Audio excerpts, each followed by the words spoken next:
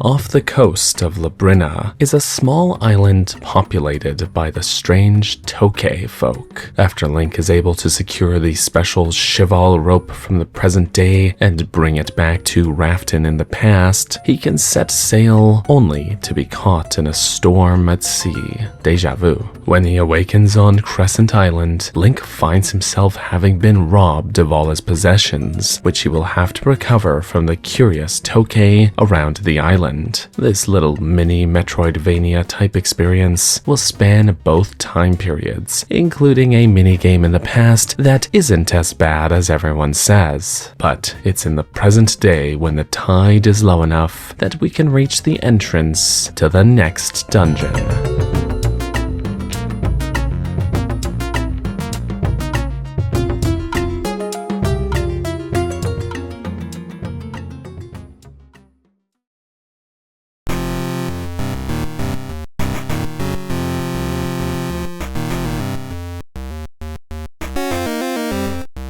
Welcome to the Moonlit Grotto, a great name for a great dungeon. Real talk, when I first decided to start covering the Oracle games, there were a handful of dungeons I was especially looking forward to talking about. Some we've already gone through, like Dancing Dragon Dungeon and Explorer's Crypt. Others we'll still get to, but Moonlit Grotto was on the list. This one always sticks out in my memory. Maybe that's because it was the first dungeon I ever played to feature my beloved turnstile. Maybe it's the heavy navigational emphasis where moving about in here is a puzzle all of its own. Maybe it's the way it combines several elements from other dungeons I like all wrapped up in one elegant package, or maybe it is because this is the only time the developers were brave enough to give Link a gun.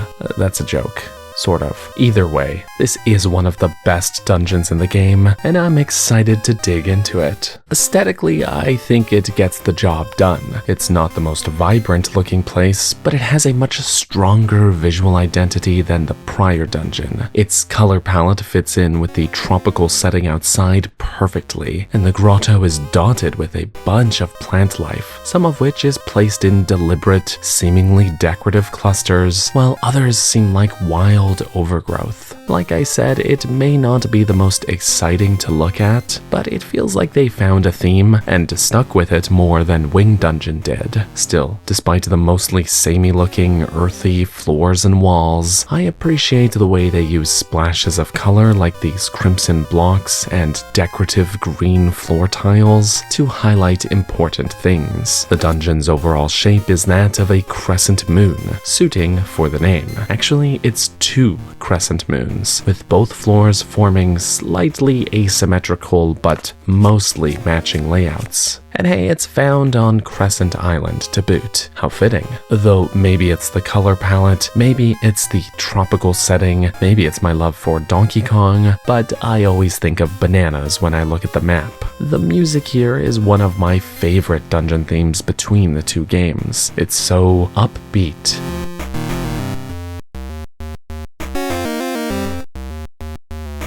It perfectly fits into this sense of falling into the rhythm of the game's progression. There's a confident swagger to it, and a far more energetic tempo, which fits for how much more action-oriented this dungeon seems to be compared to the last two. I think where it most succeeds is balancing this feeling of there being a lot of potential danger here with that feeling of confidence. If ever this game got that remake that I keep wishing for, this is one of those dungeon themes that I'd be most excited to hear updated.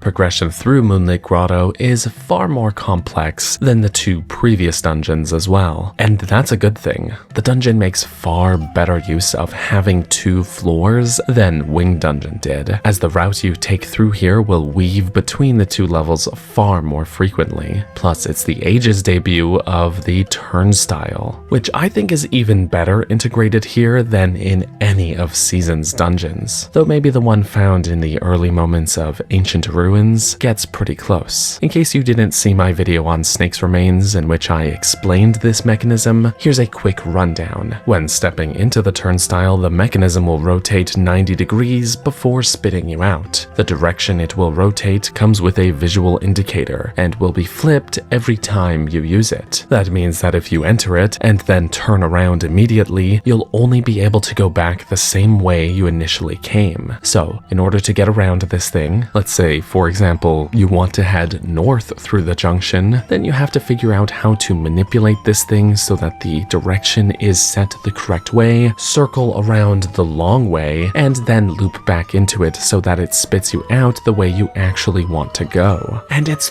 thrilling to pull off. It's one of those moments in the game's design where it makes you feel so smart for figuring it out. Not only that, but the game takes a page out of Eagle's Tower's book. Though rather than having 4 supporting pillars to collapse the floor above, here there are 4 crystals to break spread throughout floor 1. Successfully breaking them all will drop the turnstile down to the basement floor, which serves a couple of functions. For one, you've cracked the puzzle upstairs here, so it allows you to now freely navigate this junction, even rewarding you with an optional treasure chest here. 2, the chasm downstairs that was here before is now filled in with this turnstile, allowing you to reach new areas that you couldn't before, if you can once more crack the puzzle. So, even though there is technically 1 turnstile in here which just gets moved, in terms of the navigation, it functions as if there were 2. I absolutely love this. As a side note, I always enjoy when there's a dynamic element to the dungeon structure itself, where things physically change in response to your actions. As I alluded to earlier, the dungeon item is the seed shooter. This is a favorite of mine. Having at least 1 long-ranged weapon is standard throughout the series, though between the Oracle titles, this especially acts as an equivalent item to the slingshot of Seasons, with both using your various seed types from your seed satchel as ammo, which can have different effects. But there are a few things to set this item apart from its contemporaries. For one thing, you can actually aim in 8 directions, which is atypical for a top-down Zelda game. The standard slingshot in Seasons, for example, only allowed for 4. This already means that puzzles can be crafted to require a higher level of precision than you would normally see in top-down Zelda. But in addition to that, your shots will ricochet. This further allows for added depth to the puzzles that require a long-range shot, and the dungeon puts it to use in extremely creative ways. Lighting torches to open doors isn't exactly a new concept, but now they're placed over chasms, and then later you've got to bounce multiple shots around this tight section in order to light 2 of them.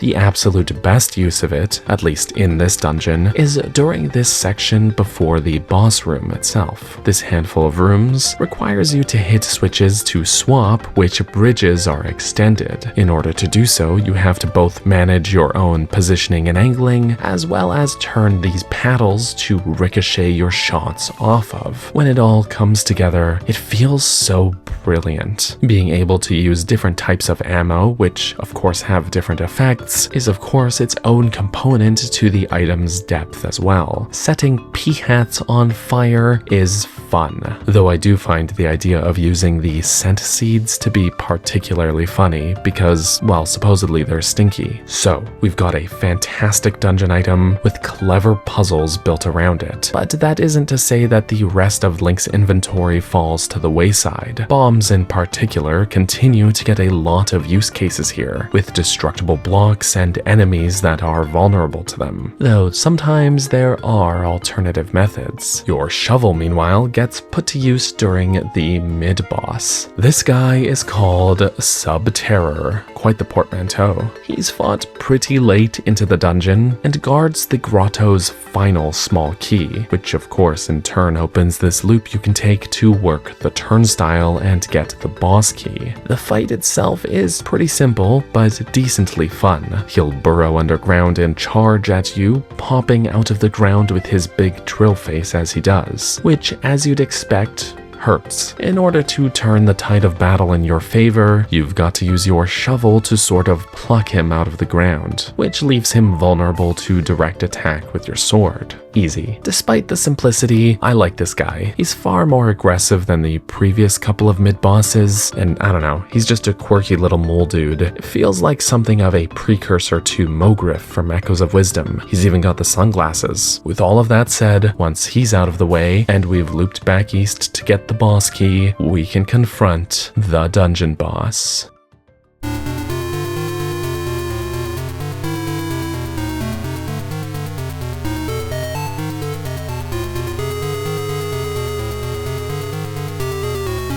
Emerging from the floor as we enter the room is the Shadow Hag, and I like this fight. Visually speaking, she's great. The correct amount of creepy for a Game Boy Color title. Most of her features appear obscured, giving her this inky, dark appearance that reminds me of the shadow nightmares from Link's Awakening. But she's got a couple of things going on to set her apart, such as her belt, and this is either a straw hat or maybe a big hairdo with a top knot sort of thing going on. Her creepy long fingers being outstretched while she rushes towards you especially just gives off such an uncanny vibe. It's perfect. That said, visually, she reminds me a lot of Joelle in particular, the first Poe sister from Ocarina of Time's Forest Temple, who, yes, does also show up in Majora's Mask. I don't know if that resemblance was intentional or not, but between her obscured features and orange and black color palette, it's just what I see. Anywho, as for the actual battle, I like it a lot. The Shadow Hag will employ a few different moves. She'll melt away into the floor, splitting into 4 amorphous shadows, and attempt to surround you, repeatedly dealing damage if any of them touch you, which you can avoid so long as you just keep moving. She may also summon a handful of these moths to swarm you, which aren't too tough to just swipe away with your sword and farm hearts and ammo from. While they can also hurt you, I found the way they were most often pests was when they would get in the way of my attacks, shielding the Shadow Hag herself from damage. And of course, as I mentioned before, fingers outstretched, Shadow Hag will attempt to rush you herself. She will always attempt to attack you from behind as she does, morphing into shadows to avoid being hit, reconstituting out of your line of sight, and then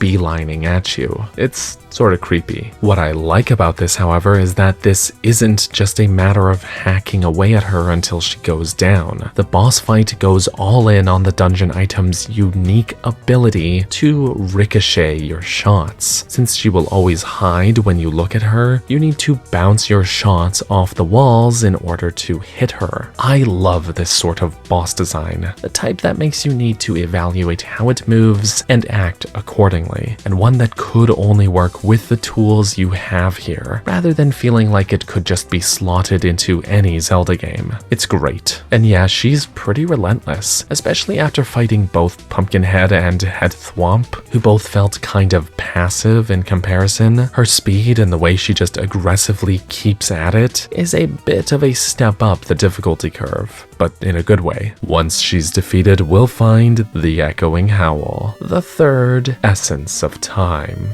Now go help Dimitri.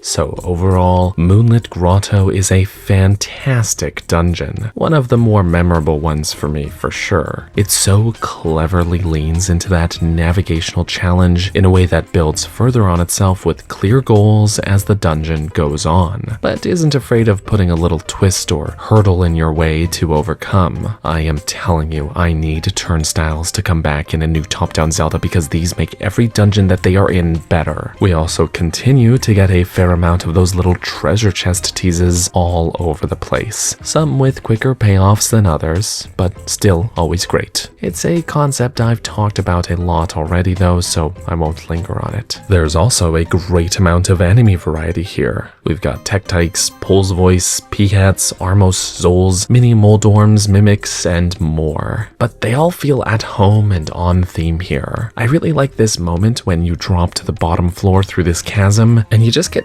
ambushed by all of these little guys. It all makes the grotto feel more action-oriented than the prior 2 dungeons, but without compromising the puzzle box nature that is Oracle of Ages' core conceit. The key and locked door placements here are also great. There are 4 small keys here, and while you won't be stacking more than a single one in your pocket at a time, their usage primarily comes down to opening up alternate routes that connect to the turnstiles. So rather than being a large-scale, small key hunt akin to something like Unicorn's Cave or the Forest Temple or Key Cavern, instead you're working through little challenges as they present themselves and having to focus on the bigger picture navigation. I've mentioned this next point before, but I'll mention it again. One thing I really admire about the Oracle games is how they often take ideas that were introduced in other Zelda titles and run with them to their logical extremes. I feel that is on full display in Moonlit Grotto. Puzzles that involve shooting a switch or lighting a torch are pretty much a dime a dozen in Zelda, but the added versatility of the seed shooter means that they have to take those puzzle concepts and craft them with the added depth that is only allowed by those new item features. The 4-way junction, meanwhile, has been in plenty of other dungeons as well. We even saw a version of it in Spirit's Grave earlier in this game, but now the turnstile adds an extra layer to how these sorts of junctions can be navigated. Of course, this is only the 3rd dungeon, so there is still room for these ideas to grow. A promise that they'll keep building and iterating on these ideas. And just as a minor spoiler, I'm happy to tell you ahead of time that they do deliver on that promise. If I had to make any complaints really, it would be about this room in the northeast section of the top floor. And honestly, this is a minor one, but I always feel like when a dungeon locks you in a room and forces you to wait out flying tiles, it's a bit of a bore. I understand breaking up the pacing with little combat challenges, that's a Zelda dungeon staple, but when it's just flying tiles, I end up standing in a corner with my shield up and just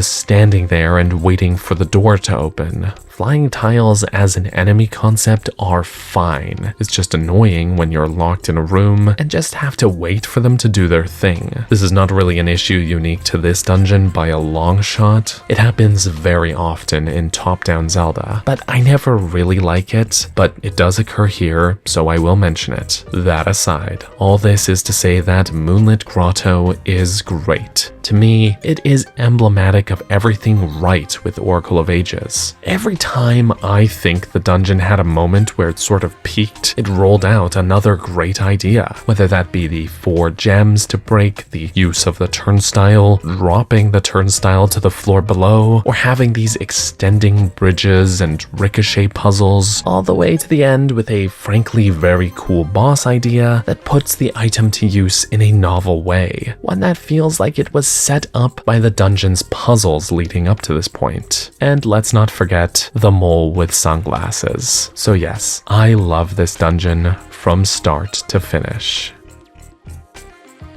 Thank you so much for watching. Special thanks goes out to my channel members here on YouTube as well as my supporters on Patreon, the names of which have been scrolling by on screen. You all are awesome. Again, thank you so much for watching, and I hope you have a lovely rest of your day. Bye-bye.